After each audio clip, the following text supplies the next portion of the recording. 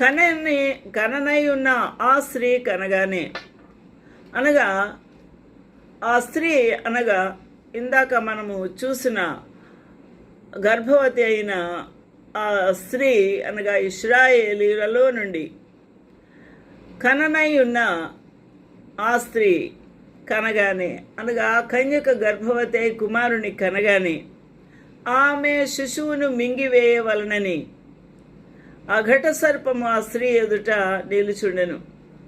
అవును, మరియమ్మ గర్భవతి అయి కుమారుని కన్న తర్వాత హేరోదు రాజు లోపల ఈ ఘట సర్పపు ప్రేరేపణ కలిగింది.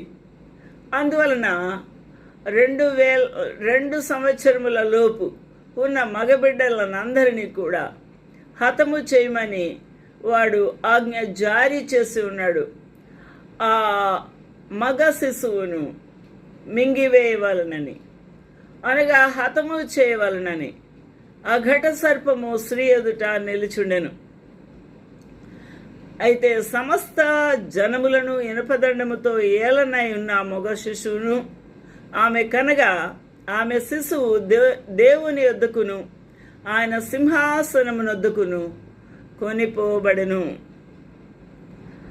అనగా ఇశ్రాయేలీయుల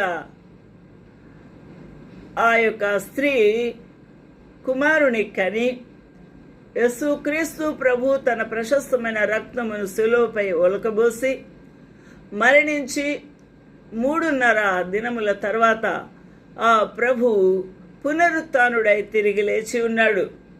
అప్పుడు దేవుని యొద్దకు ఆయన సింహాసనమునొద్దకును కొనిపోబడ్డాడు. దేవునికి మహిమ కలుగునుగాక. అప్పుడు ఆ స్త్రీ అరణ్యమునకు పారిపోయెను. అచ్చట వారు 1260 దినములు ఆమెను పోషింపవలనని దేవుడు ఆమెకు ఒక స్థలము సిద్ధపరిచి ఉండెను. ఇది యూదులకు సంబంధించిన వచనము. దీని కాలము 7 ఏళ్ల మహాశ్రమలలో ఈ యొక్క క్రూర మృగము 666 ముద్రను కలిగి ఉన్న క్రూర మృగము పరిపాలనలో ఈ యూదులు ఆ యొక్క